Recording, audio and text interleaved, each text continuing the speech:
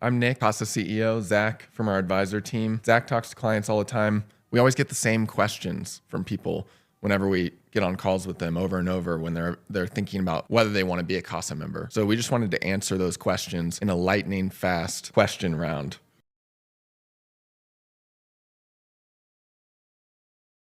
All right, starting off. What happens to my Bitcoin if Casa disappears or goes bankrupt? Well, good question. Casa is never a point of failure. The entire point was to remove single points of failure from the wallet. Casa includes sovereign recovery instructions immediately when you create the vault. So there's literally never a moment where you have Bitcoin in the wallet without a backup recovery plan.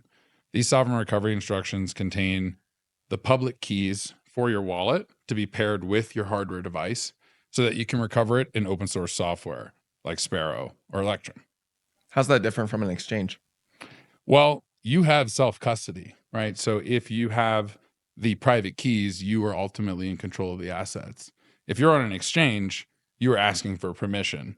And if you've been doing enough reading in the Bitcoin world, you know that the whole point was peer-to-peer permissionless money. So in my opinion, you've got to have self-custody or you're not really holding. So Casa uses multiple keys to secure my Bitcoin. Where is the Bitcoin? One of my favorite questions. Well, wallet is not exactly the greatest term, right? Because the Bitcoin aren't in the wallet like your cash might be. They're also not on any of the individual keys. With a normal wallet, you are creating a single public key and a private key that has the spending permissions for it. And that's where you'll send the Bitcoin. But the Bitcoin are actually all on the blockchain. And how multi-signature wallets differ is not that the Bitcoin are spread out across different wallets or different keys. It's still on the Bitcoin blockchain. The difference is the type of lock that you're locking it up with on the blockchain. So using a multi-signature wallet, you're going to have a more secure, more redundant structure. This is why we call them vaults at Casa, because it feels very much like a vault in a safety deposit box building. It's just on the blockchain instead. So it's kind of like you're keeping your Bitcoin in a vault or a safety deposit box, and it's the same box. You're just changing the number of keys that you use to unlock that box and access the money. Exactly. It's like putting a upgraded lock on your safety deposit box where your Bitcoin are, and making sure that no one of those keys is any critical point to be able to open the lock by itself or having lost it and lost access for yourself. So if I lose a key, do I lose part of my Bitcoin? No, great question. So as long as you have the majority of the keys to still open the lock, in this case, you have access to your Bitcoin. So in a 3-key vault, there are 2 keys required to spend funds, aka unlock it. And in a 5-key vault, 3 are required. So in a normal single key Bitcoin wallet, like using a Ledger or Trezor on its own, yeah, if you lost the key, you would lose your Bitcoin. But this is the whole point of these more redundant lock structures, these multi-signature wallets, is that they give you the ability to be human, because Bitcoin works every time, whether you intentionally do it like that or not. So how does my seed phrase relate to the rest of the multi-sig vault? Well, your seed phrase is a backup of a key. And in the case of a multi-sig vault or wallet, it's created from multiple keys and therefore multiple seed phrases, right? And so with a normal single signature wallet like a Ledger Trezor, the seed phrase is essentially the wallet and the keys to the wallet because there was just one. With a multi-signature script, more technically speaking, it is a combination of the different public keys, and the seed phrase is used to recover any individual one. So it's not a critical point of failure like a normal wallet. And this is really why people like multi-sig, because having these 12 words be the keys to your fortune, little unnerving. And so in multisig, the big thing to remember is the seed phrase backs up a key, and your wallet is created from multiple keys. So in order to recreate your wallet, you would have to know all of the keys that were used to recreate it and then have the majority to spend from it. So a question we get a lot is, why does Casa recommend that you don't keep your seed phrases? What's our actual recommendation there? It depends, really. There's no silver bullet wallet solution for everyone. That's part of the benefit that a multi-signature wallet gives you, is customization and flexibility. Because seed phrases are the weakest points of failure in a wallet, there's often an advantage to not recording them, or at least not recording all of them for a spending condition. Many of our customers will record some combination of either one or two. Some record no seeds at all. And with a single signature wallet, you would never do this. You would always record the seed phrase, because if you lose the hardware or it malfunctions, you've then lost your Bitcoin without the seed phrase. With a multi-signature structure, right, again, it gives you more flexibility. You can do different security models that you wouldn't be able to even pull off in a single key. So that is a general reason why you don't need to record all the seed phrases, because they can all be taken a picture of, texted to someone, and before you know it, you have 3 keys in the same location, and the geographical distribution is irrelevant now. So we typically suggest not having a critical number of seed phrases, which would be the spending condition, either 2 in the 2 of 3 or 3 in the 3 of 5. Okay, so what happens if I lose one of my keys? Oh, well, it depends on which key and what you mean by losing, right? So if you lose your mobile key, there's a backup of it, an encrypted version in your cloud. You've likely already given that to your inheritance recipient as well. So losing that may not be actually losing it. People lose their phones. They get new phones all the time. If you lose your hardware key, then I think it would depend on how it's lost. If it's permanently lost and you don't know where it is, you probably want to do a key rotation and swap it out. If it's just damaged or destroyed, let's say the device malfunctions or you run it through the washing machine, it happens. Then I'd say at that point, if you have the seed phrase of that device, you'd be pretty safe to import it into a new body, like a new Trezor or a new Ledger, and essentially act like it never happened. But if you lose it, even though it's not a critical spending condition, just one key, you probably, out of an abundance of caution, just want to go ahead and rotate it out. And all Casa Premium private client members get unlimited device replacements anyway. So what do you mean by rotate it out? Yeah, so because you can't essentially change the lock, you're building this script on chain.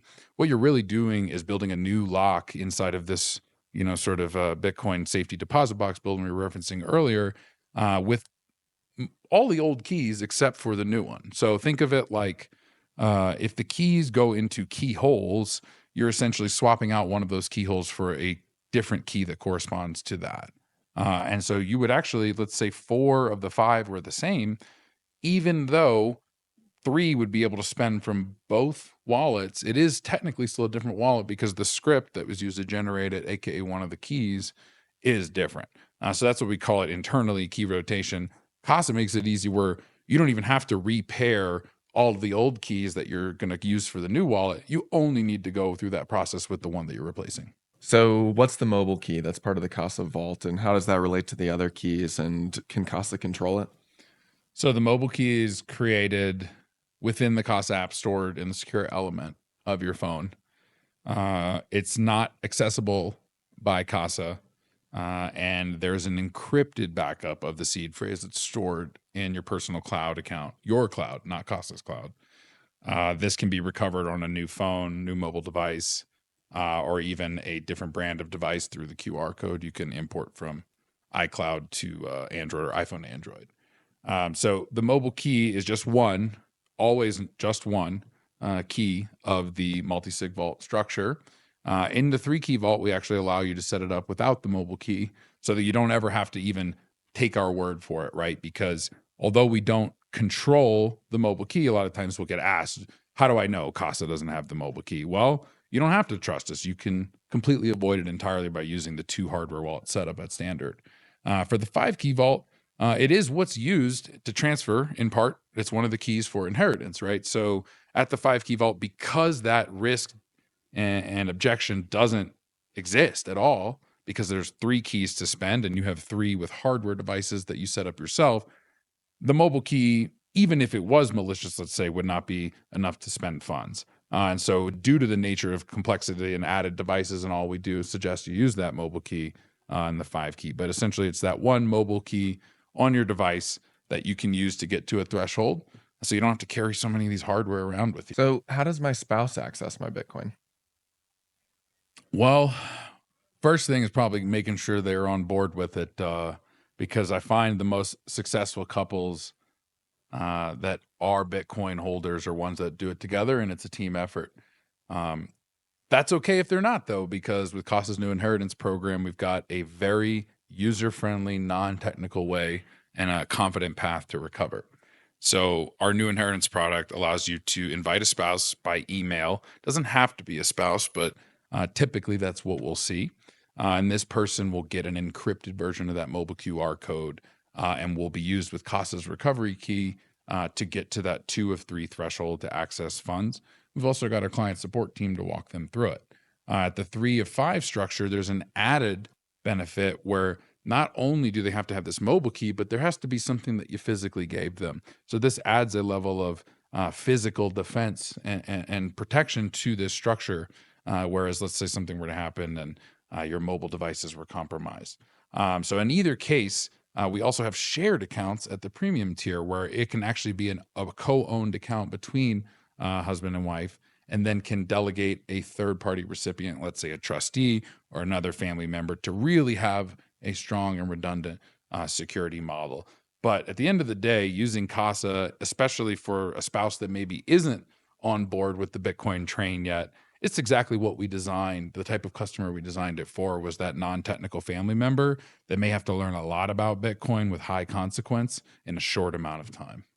So a shared account would be like sharing a bank account while you're alive, whereas the inheritance feature is like setting up a beneficiary for your bank account. Or Exactly. maybe they can't access it while you're alive, but they get access to it after you pass away. Exactly. So, and it just depends on what suits your needs, whether you both want to have joint access to it or whether you just simply want that to be transferred to the spouse upon passing. What's the best hardware wallet to use with Casa?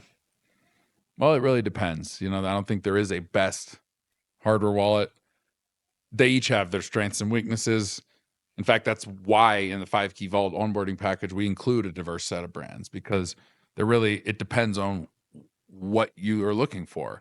Trezor's got the oldest, they're open source. They're the most longest running. Ledger's the most user-friendly, in my opinion, and it feels like it's got more sturdy build quality. Cold Card gives you more information than you probably want. Passport and Keystone have the QR code signing. Also, Ledger and Trezor support multi-coins. So it really just depends on your needs. But at the end of the day, the truth is that I think hardware keys are probably the worst part about managing a Bitcoin wallet altogether. And so at least using a combination of these sort of turns these weaknesses into a diverse set of strengths. So we have a better than using any one by itself. Okay, so how do I access the Casa Recovery Key? Well, the recovery key is controlled by the security team at Casa. It's an offline key. It's not held on Casa's servers. A lot of times people ask, well, how many keys are held on the servers? None are online, right? To access it, you would request, and I guess really access wouldn't be the word I would use, but to gain a signature from it. You would request it through the app. It's very easy. As you're going through the signing flow, you'll hit tap to sign with the hardware, tap to request a recovery signature from Casa. And it depends on which tier you are, how that flow will go. And so as a standard member, you'll answer security questions within the app. Assuming you get them all right, you'll wait 7 days. As a premium member, it'll bring up a security calendar where you'll book a one-on-one, actually one-on-two call with our security team where we will video verify you, both to make sure you're in safe, and you'll have set up a duress phrase during our onboarding, as well as do a room sweep so that we make sure that you're not in physical danger. Because we're doing this live video verification element, we're not requiring a 7-day delay like we do with the security questions at standard, but just a 2-day delay. After that delay is passed, and you will get notices throughout that time period saying, hey, 5 days left, 4 days left, etc. Once that delay passes, you'll get the signature applied to your transaction, and then you'll need to go back into the Casa app and actually broadcast it, assuming that that was the final signature to be able to hit that threshold for spending. So do I need a dedicated phone or hardware for Casa? Do you need one? No. Actually, I wouldn't even necessarily advise one unless you really, really are paranoid. Oftentimes that's because the phone that you use as your daily driver has the most recent software updates. You probably know where it is more than any other device in your house because it's probably in your pocket or within your immediate sight. You'll know if you lost it too pretty quickly. And so for those reasons, I'd say it's actually better to use your daily driver phone. And due to the multiple layers of authentication, both on the wallet spending conditions itself, but also two-factor authentication within the app. Also, the phone's authentication too, right? Whether you've got biometrics or PIN code, should give you plenty of confidence that no matter what happens to your mobile phone, even if it is your daily driver phone, it's not going to compromise any of the Bitcoin in Casa. With the one caveat being that if you plan to keep funds in the pay key, the hot wallet, perhaps that may be suited better if you keep a large amount, which we advise you don't.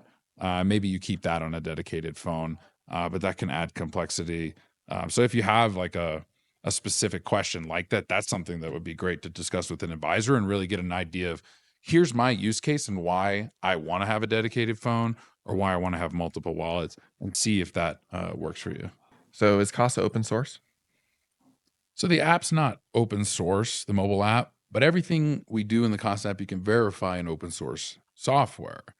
Things like Sparrow, Electrum, you can recreate the wallet inside of it through the sovereign recovery method. And we don't hide behind that either. That's the first thing you get when you set up your wallet. In addition to the other software wallet providers where you can verify deposit addresses, transaction history, balance, etc., you've also got the hardware devices. And as we mentioned, a diverse set of hardware devices, perhaps in the 5-key structure. So you've got many different opportunities to notice if something is unusual.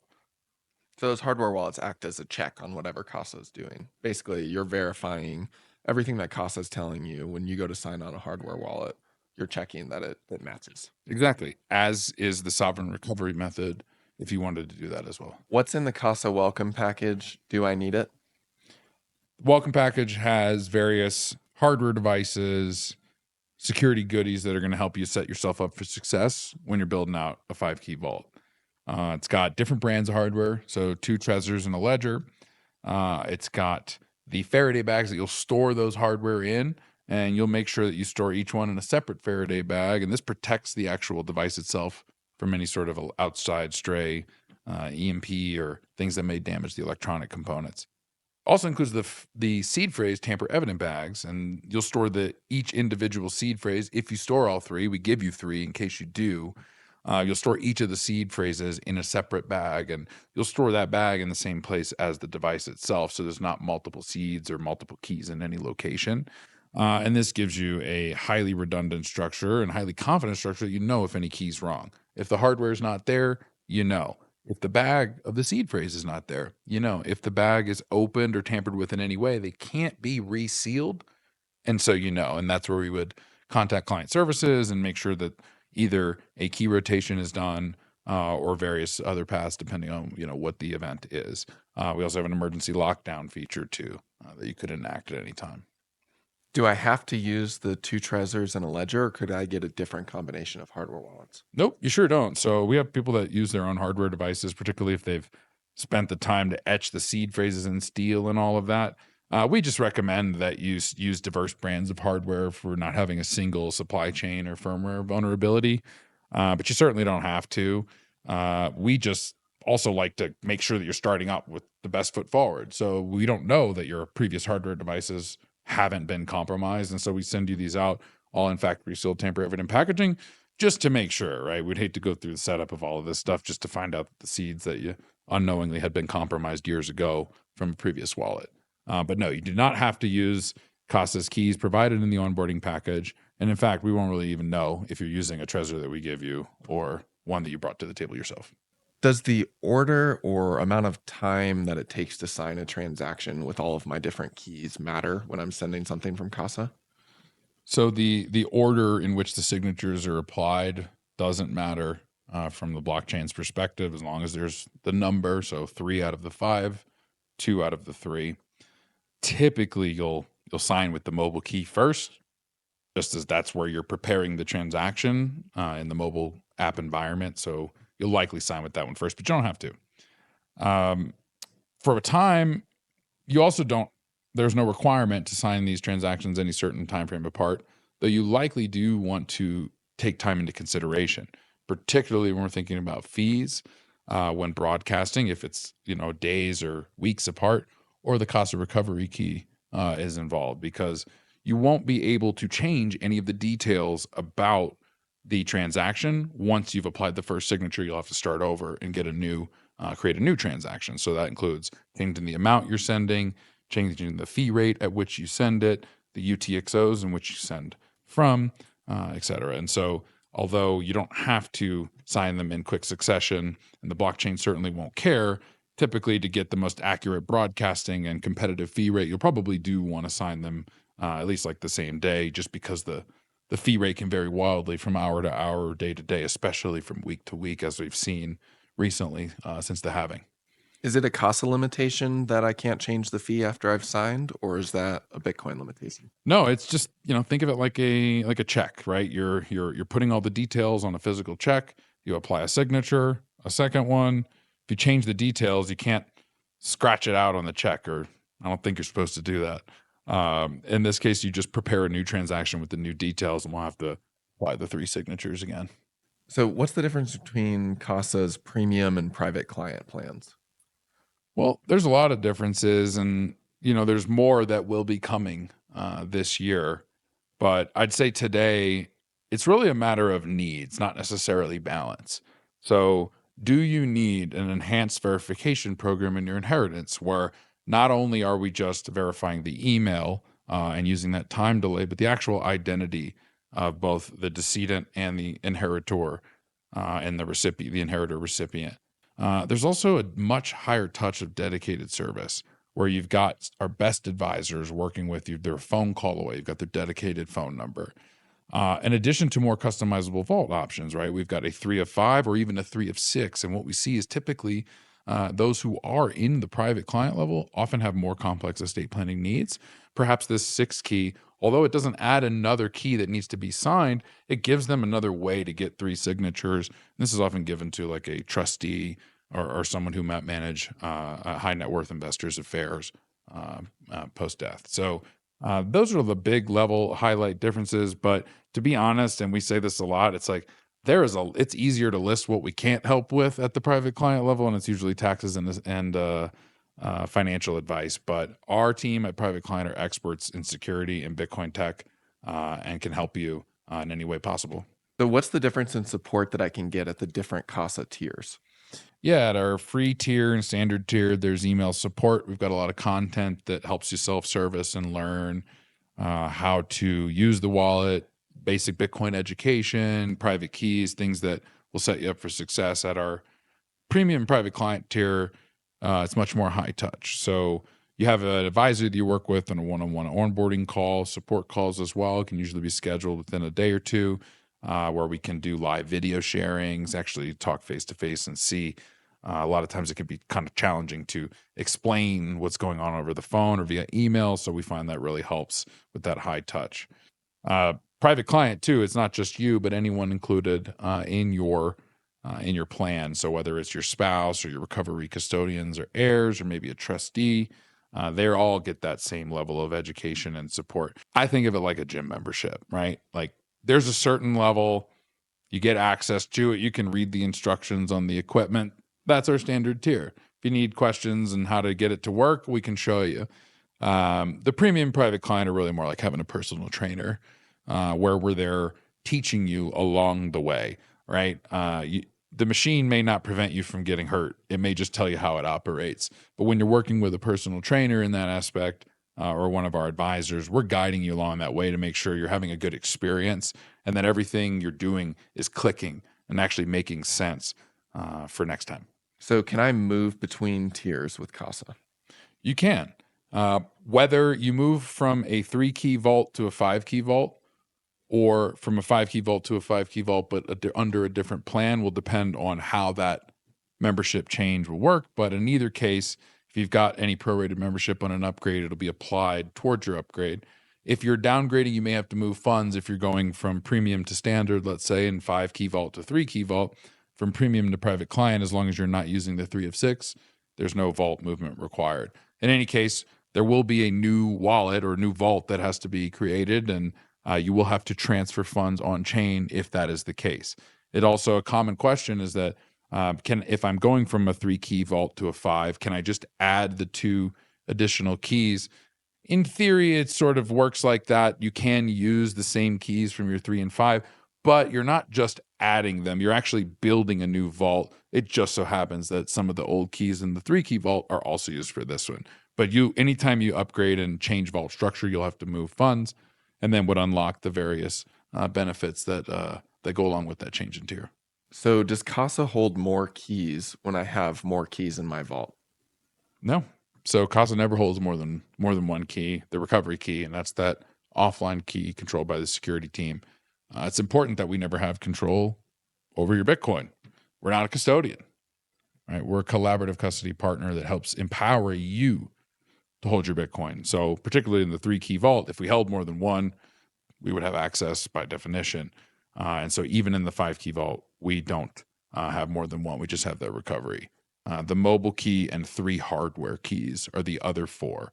So just to recap, in the 3-key vault, it's either a mobile, hardware, and recovery key, or 2 hardware and the recovery key. And with the 5, it's a mobile, 3 hardware, and the recovery key. So Casa never has more than one, and therefore never has the ability to access your funds, hand them over, do anything malicious with them, other than make sure that the people who you intend for your Bitcoin to access in an inheritance procedure can.